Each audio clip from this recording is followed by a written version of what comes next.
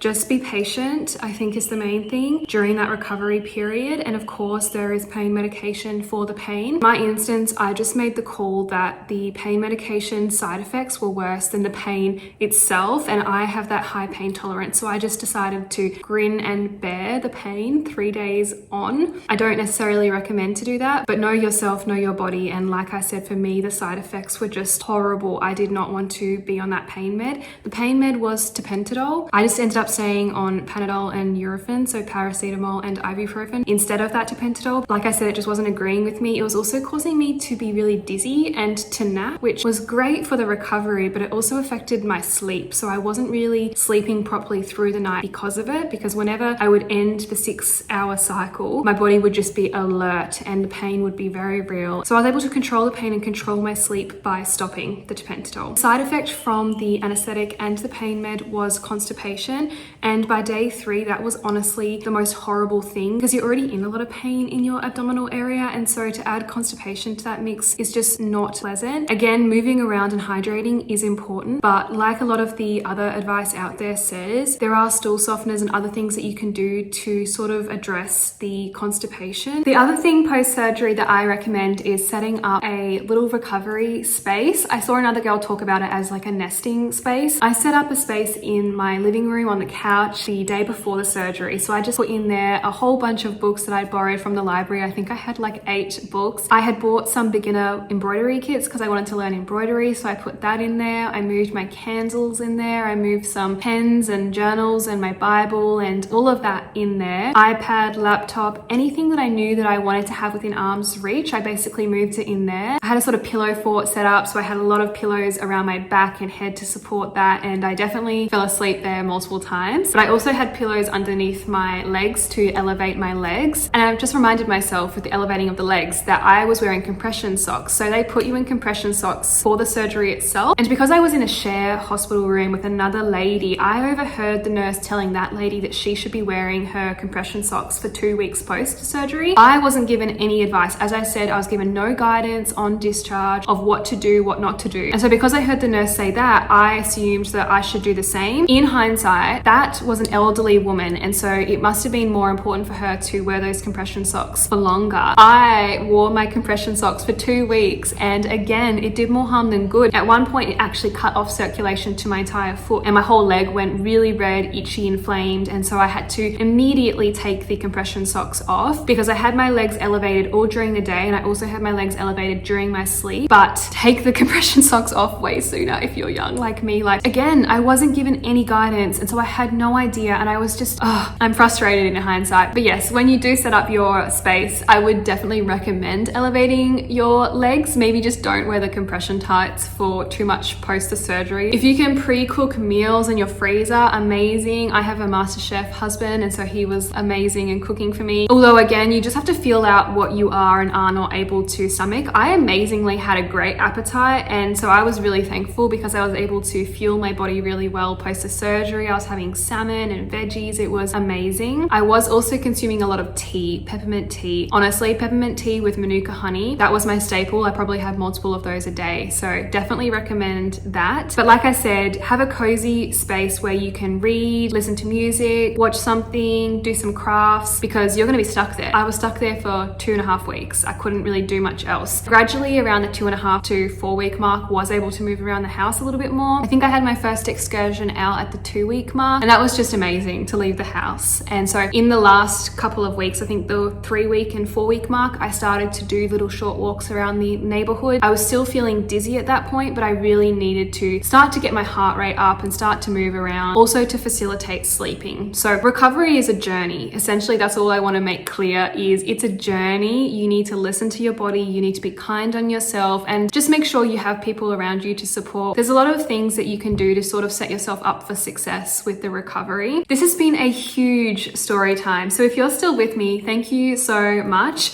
We are nearly there. I want to just cover to finish some of the next steps. I want to talk about more of that holistic healing and health journey, because I have already been on that journey with infertility, just really trying to optimize my fertility and my hormone health. And I think these apply both whether you are experiencing infertility or whether you are experiencing endometriosis or something similar, because really there is an underlying issue with our bodies and inflammation and hormones and all of that. So there is a lot you can be doing to help your body. And from my research, that is one of the main things that you can be doing post an endometriosis diagnosis, is looking at more of those functional or lifestyle based remedies. So I'm going to be sharing a few of the things that I have been doing. I won't go into the research behind them, but if any of them appeal to you, then do your own research and look into them. And there are way more out there. So I will try and share a few of what other people say are great things to do, whether it's around your endocrine system and the disruptions that can occur, or whether it's just around eating for female hormones, etc., etc. One of the things I have been doing is red light therapy. So this is my red light mask. You can see it's a face mask. I actually got this with my reformer, which was a bonus. If you are going to be buying a face mask, make sure that it has the correct wavelengths. There are lots of other YouTube videos online where they compare the different wavelengths in different models. So I recommend doing that. I also did that, but of course I got this for free and it already had the correct wavelengths for the blue and the red, which was important to me. The red light is for more of the cell regeneration and healing and inflammation, whereas the blue light is more for acne. I've been using the red light, of course, on my face, but also on my stomach. I will say you're not meant to use it if your incisions have not healed, so it's only when they've been sealed over that you can use them.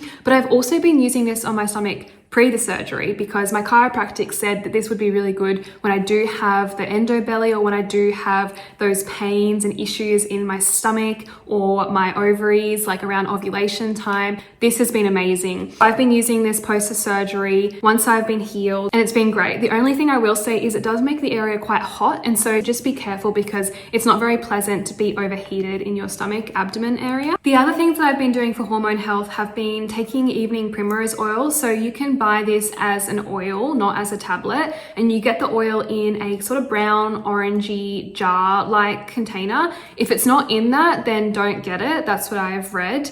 And make sure it's organic. So I would just have a teaspoon of that a night, and that's meant to help with just female hormones and reproductive health.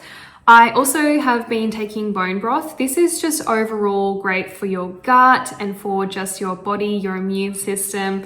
There's so many benefits. I honestly have been taking it now every day. You again just take a teaspoon. I take quite a heaped teaspoon, and you put it with some boiling water, and it's sort of like a brothy, soupy thing. You can cook with it as well. So if you want to use it in place of stock, that's a great alternative. I have two different versions. I have one that's more of like a coconut one, which is a bit lighter, creamier slightly. And then there's one that's turmeric based. And so that's great for inflammation.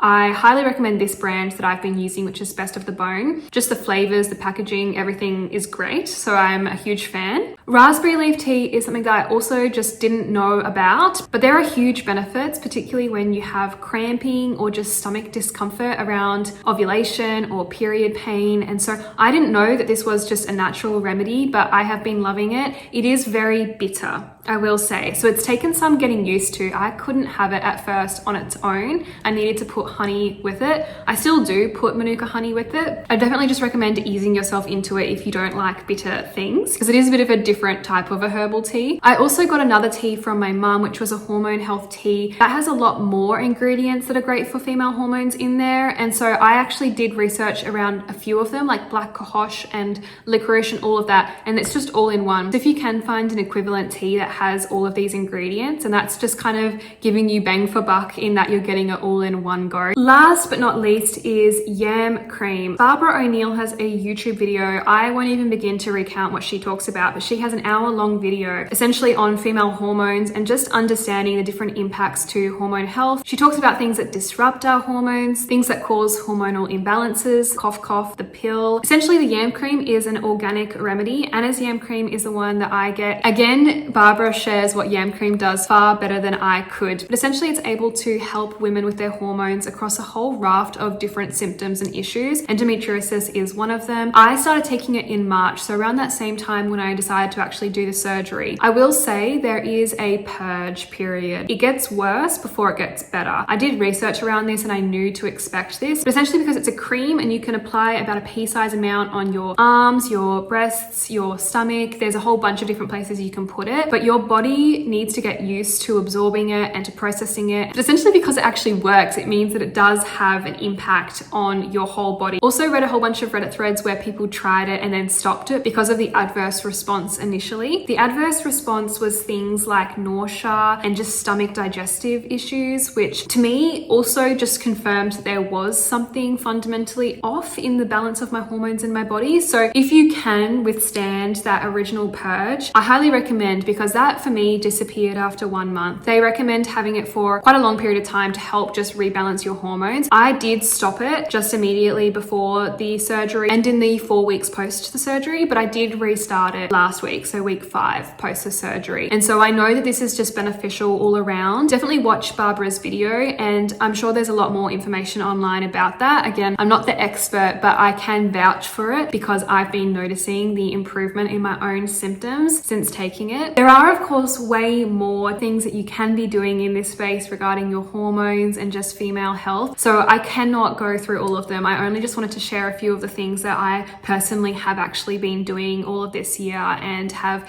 really found beneficial. But essentially that now brings us to the end of this very, very long video. Just to recap where we've been on this journey. So to start off with, I shared just an overview of endometriosis to help give you some insights and information around it. I then moved into my own story, so sharing the symptoms, the timeline, and just that lead up to the surgery itself. What I noticed in my body pre my endometriosis diagnosis that in hindsight really just showed me and revealed to me that, yep, I had endometriosis. My hope truly with sharing that level of detail is that I can help someone else who I hope can advocate for themselves, stand up for themselves, and not have to wait for that 7 to 9 average time frame. That is honestly still so crazy to me, and I don't want anybody else to have to suffer in silence and feel that medical gaslighting that I felt. I really hope that sharing my story has really helped someone else out there. The surgery, I feel like there was so many different elements of the surgery. There was the pre-surgery, the surgery itself, and the post-surgery. So I have probably missed things in recounting all of that. Of course, I'm still in those early stages post the recovery. If I have missed anything or forgotten anything, or you want to ask some more questions, please feel free to. I know that the recovery can look different for everyone, but I just wanted to share what my experience was. And last but not least, I wanted to share just those next steps, some things that you can be doing around your hormone health, and just so things to give you hope and encouragement that there are methods of healing and remedies that you can put in place. You're not just helpless and unable to do anything. There are things that you can actively be doing to improve your quality of life. If that is something that is important to you, I think it's really important to take care of our hormone health, particularly as women, because we are such cyclical creatures. Like, we have monthly cycles and different phases of our cycle. It is good to be in tune with that and to do that syncing sticking to what is best for our bodies at different points in the month. And so definitely pay attention to that. But to finish, I just wanted to read a few quotes from Endo Warriors that I hope can encourage you. This first one says, "You don't look sick. The incision wounds heal. My organs burn with a fire. My pelvis is being stabbed with a barbed wire. My mind is mentally tortured. Each flare gets longer.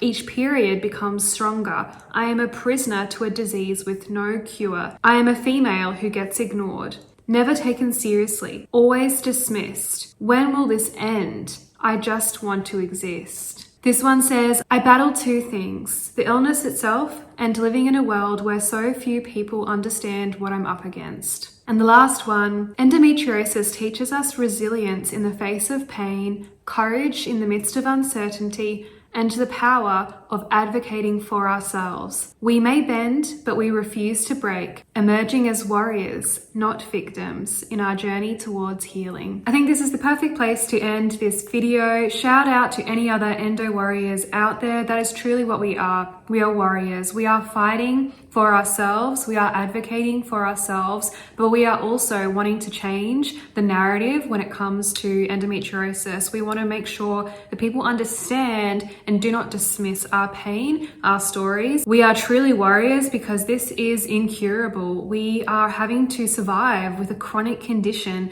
that is so misunderstood. And so if you have endometriosis as well, I see you, I hear you. Please comment below if you have any questions, and I hope that this has been helpful for you.